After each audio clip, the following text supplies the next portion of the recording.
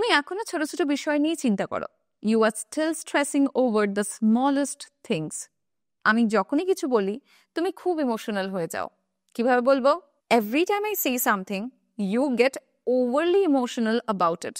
চলো আরো এরকম সেন্টেন্স শিখি। সবকিছু এত জটিল বানানোর দরকার নেই। No need to make everything so complicated. তুমি জিনিসটাকে নিয়ে আরো বাড়াবাড়ি পর্যায়ে চলে যাবে।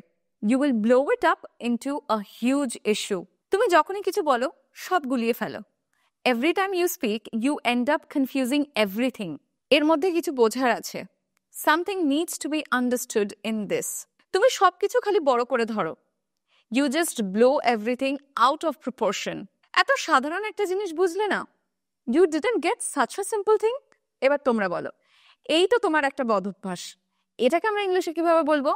চলো তাড়াতাড়ি লিখে আমাকে কমেন্টসে জানাও। আনসার 24 আওয়ার্সের মধ্যে থাকছে ইনস্টাগ্রাম স্টোরিতে।